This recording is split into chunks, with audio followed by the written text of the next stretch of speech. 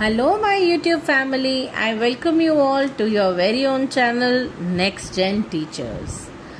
आज मैं फिर आपके सामने हाजिर हूँ एक और नया क्वेश्चन लेके, जो कि है मल्टीपल इंटेलिजेंस थ्योरी पे। आज हम इसकी एजुकेशनल इम्प्लीकेशंस, कॉन्सेप्ट और टाइप्स पढ़ेंगे। सबसे पहले मल्टीपल इंटेलिजेंस थ्योरी जो है वो दी गई थी हार्वर्ड गार्डनर के द्वारा। Howard Gardner has suggested everything can be taught in more than one way. तो इनका ऐसा मानना था कि कोई भी चीज़ किसी इंसान को सिखाने के लिए एक से ज़्यादा तरीकों का इस्तेमाल किया जा सकता है। According to this theory, people have many different ways of learning. इस थ्योरी के अकॉर्डिंग लोगों के पास अलग अलग तरीका है कोई भी चीज़ याद करने का या कोई भी नई चीज सीखने का। Gardner believed that people have different ways of thinking and learning. Gardner को लगता था कि हर एक इंसान का अपना एक तरीका होता है कुछ भी सोचने का या कोई भी नई चीज, कोई नई स्किल सीखने का। He explain about 8 multiple intelligences. Intelligence is not a single ability, however many different intelligence are found which differ from one another. अब गार्डनर ने जो है 8 मल्टीपल इंटेलिजेंस के बारे में बात की है और उन्होंने ये भी बताया है कि हर एक इंटेलिजेंस जो है दूसरी इंटेलिजेंस से बिल्कुल ही अलग है। Now let's read about types of intelligence. Linguistic intelligence. Linguistic intelligence क्या होती है? जिसके अंदर स्किल होता है इन्वॉल्व, जो कि production and use of language का होता है। लैंग्वेज को समझने में, लैंग्वेज को पढ़ने में, यूज ऑफ लैंग्वेज में जो भी स्किल लगता है उस इंटेलिजेंस को हम लिंग्विस्टिक इंटेलिजेंस कहते हैं। For example reading, hearing, speaking, writing, debating and discussing. अब इन सारी चीज़ों के लिए हमें क्या चाहिए होता है? लैंग्वेज। अगर हमारा लैंग्वेज स्किल अच्छा है तो उसे हम लिंग्विस्टिक इंटेलिजेंस कहते हैं। अब जो राइटर्स हैं और जो पोएट्स हैं, ये इनका प्रोफेशन जो है वो क्या बताता है कि इनकी जो लैंग्वेज है, लैंग्वेज पे जो कमांड है इनकी, वो बहुत अच्छी है और ये लिंग्विस्टिक इंटेलिजेंट है। सेकंड है logical intelligence. This intelligence is related to applying logical intelligence in work और एनी सिचुएशन और केसेस एटसेट्रा। किसी भी तरीके की लॉजिक लगाने को किसी भी सिचुएशन में या किसी केस को सॉल्व करने में, उसे ये कहते हैं logical intelligence. For example, mathematical skills in scientific thinking and problem solving. इन सब चीज़ों को करने के लिए इंसान को लॉजिकल होना बहुत ज़रूरी है।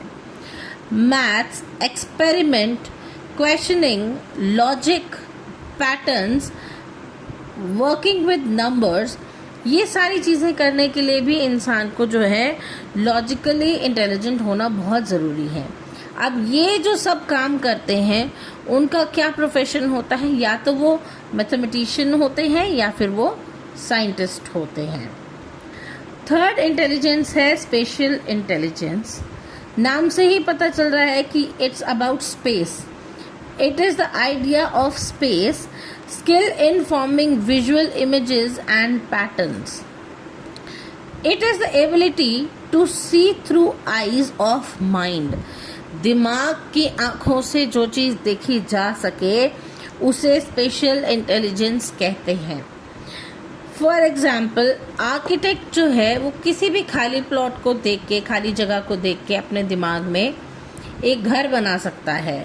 पायलट्स जो हैं वो आसमान में, अब बादल ही होते हैं सिर्फ, कोई रास्ता तो होता नहीं है, लेकिन वो अपने दिमाग में रास्ता बना के उस पर चल सकता है।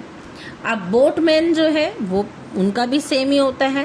पानी में उनको कोई दिशा तो पता नहीं होती, लेकिन फिर भी वो अपने मन की आंखों से दिमाग लगाते हैं, स्पेशल इंटेलिजेंस लगाते हैं अपनी, जिससे कि वो सही रास्ते पर और किनारे पर पहुंच जाते हैं। वैसे ही सर्जन्स भी होते हैं। नेक्स्ट इंटेलिजेंस है musical intelligence. Now sensitivity to musical rhythms and patterns, the person have good pitch and they are able to sing or compose music. ऐसे लोगों की जो है पिच अच्छी होती है और वो गाना अच्छा गा सकते हैं या फिर गाना कंपोज कर सकते हैं। उनकी सेंसिटिविटी बनी होती है म्यूजिकल रिदम्स के साथ में। उनको कहते हैं म्यूजिकल इंटेलिजेंट। इनका प्रोफेशन होता है mainly singer. Knowledge of how to play instruments और sing a song is very much necessary. इसी नॉलेज को कहते हैं म्यूजिकल इंटेलिजेंस। नेक्स्ट है body kinaesthetic, set of abilities, talents and skills involved in using one's body or various parts of body to perform skillful movements. अब body kinaesthetic जो है, ये intelligence जो है वो हमारी बॉडी से जुड़ी हुई होती है। किसी किसी की बॉडी इतनी फ्लेक्सिबल होती है कि वो हर एक तरीके की एक्सरसाइज कर सकते हैं, योगा पोस्चर्स कर सकते हैं। यूजिंग होल और portions of the body flexibility and creatively, किसी तरीके से अपनी बॉडी को क्रिएटिवली यूज़ करना, अपनी बॉडी की फ्लेक्सिबिलिटी को दिखाने को बॉडी काइनेस्थेटिक इंटेलिजेंस कहते हैं। They are skilled in fine motors, वो अपनी बॉडी के छोटे से छोटे पार्ट को भी जो है यूज़ करने में स्किल्ड होते हैं। इनका प्रोफेशन होता है जैसे कि डांसर्स या फिर योगा टीचर्स या फिर जिम्नास्ट। तो ये सब प्रोफेशन वाले जो हैं, इनकी बॉडी जो है वो बहुत ज़्यादा फ्लेक्सिबल होती है और ये किसी भी क्रिएटिव वे में अपनी बॉडी का यूज़ कर सकते हैं। तो इसीलिए इसे कहते हैं body kinaesthetic intelligence. Next intelligence है interpersonal intelligence. Now interpersonal intelligence क्या होती है? Interaction with others, ability to understand others, to next person and not to self, sensitivity to subtle aspects of others' behavior, moods and feelings. अब interpersonal intelligence वाले लोग कौन होते हैं? वो होते हैं काउंसलर्स, जो कि सामने वाले इंसान की पूरी बात सुनते हैं और समझते हैं कि वो एक्चुअली में जो है वो क्या चाहते हैं, इस तरीके से जो बिहेव कर रहे हैं वो क्यों कर रहे हैं। नेक्स्ट है इंट्रापर्सनल इंटेलिजेंस। देखिए कंफ्यूज मत होइएगा, एक है इंटरपर्सनल, एक है इंट्रापर्सनल। इंट्रापर्सनल इंटेलिजेंस होती है जो वो होती है टू सेल्फ, अपने बारे में। जो इंसान अपने आप को जो है ज़्यादा बेहतर तरीके से समझता है उसको हम कहते हैं इंट्रापर्सनल इंटेलिजेंट। ना intra means to self, includes deep understanding of the self, awareness of one's own feelings, motives and desires. कोई भी इंसान जो है जो अपने आप को बेहतर तरीके से समझता है उसे हम इंट्रापर्सनल कहते हैं। Awareness of one's own feelings, अपने आप की जो फीलिंग्स को अच्छे से समझता हो उसे हम इंट्रापर्सनल इंटेलिजेंट पर्सन कहते हैं। इनका जो प्रोफेशन होता है मेनली वो होता है राइटर्स का, फिलोसोफर्स का और साइकोलॉजिस्ट्स का।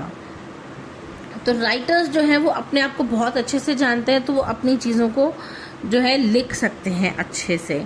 फिलोसोफर्स जो हैं वो अपनी बात अच्छे से लिख सकते हैं। साइकोलॉजिस्ट जो हैं वो भी अपनी जो है ऐसी थ्योरीज जो हैं वो दे सकते हैं। नाउ नेचुरलिस्टिक इंटेलिजेंस क्या होता है? नेचुरलिस्टिक इंटेलिजेंस होता है information existing in natural environment, sensitivity to the features of the natural world. अब it includes the classification of plants, vegetation. इनका जो प्रोफेशन होता है वो होता है गार्डनर का, फार्मर्स का और हंटर्स का। अब नेचुरलिस्टिक इंटेलिजेंस किन लोगों में होती है? जो कि नेचर के बारे में बहुत अच्छे से जानते हैं और उसके आसपास ही काम करते हैं, जिनको अच्छी नॉलेज होती है प्लांट्स के बारे में, वेजिटेशन के बारे में, ठीक है, जैसे कि गार्डनर हो गया, फार्मर्स हो गए या फिर हंटर्स ही क्यों ना हो गए। Now benefits of multiple intelligence theory क्या है? पहली बात, जो करिकुलम है that should be more balanced. अब इन सारी चीज़ों को ध्यान रख के टीचर की ये ड्यूटी बनती है, ये टीचर इम्प्लीकेशंस हैं कि curriculum should be more balanced. She should give instructional methods which suits all intelligences. अब हर एक तरीके के इंटेलिजेंस को ये जो इंस्ट्रक्शंस हैं जो गिवन बाय टीचर वो सूट करनी चाहिए। नेक्स्ट है pay attention towards the multiplicity of intelligence. हर एक तरीके की इंटेलिजेंस के ऊपर टीचर को ध्यान देना चाहिए, अटेंशन पे करना चाहिए। All intelligence should participate. अब टीचर जो एक क्लासरूम का ऐसा माहौल बनाए ताकि हर एक तरीके के इंटेलिजेंस का जो है वो एक स्पेशल मोमेंट हो उस क्लास में, ठीक है, हर एक इंटेलिजेंस को जो है उसकी आइडेंटिटी मिले। अब क्रिटिक्स क्या कहते हैं? क्रिटिक्स कहते हैं multiple intelligence theory is simply common sense and rather than intelligence. अब क्रिटिक्स कहते हैं कि ये कोई इंटेलिजेंस वगैरह नहीं है, ये सिंपली कोई कॉमन सेंस है जो हर एक इंसान में अलग अलग चीज़ की होती है। They refer to a students abilities and strengths. अब उनको ऐसा लगता है कि ये बच्चों की जो एबिलिटी है, ये इनकी जो ताकत है, स्ट्रेंथ है किसी एक पर्टिकुलर एरिया में, उसको ये कहते हैं कि वो कोई इंटेलिजेंस नहीं है, वो सिर्फ बच्चों की ताकत है और उनकी एबिलिटीज़ हैं जिसके अंदर वो माहिर हैं। Theory is not validated bye research. अब ये जो थ्योरी है, मल्टीपल इंटेलिजेंस की थ्योरी है, ये क्रिटिक्स के द्वारा जो है वैलिडेट नहीं की गई है, इस रिसर्च को जो है वैलिडिटी नहीं मिली है। सो ये था आज का टॉपिक। आई होप आपको समझ आया होगा।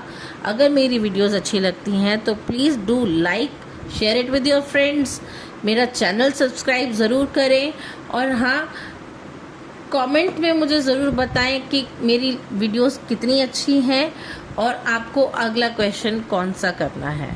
तब तक के लिए थैंक यू।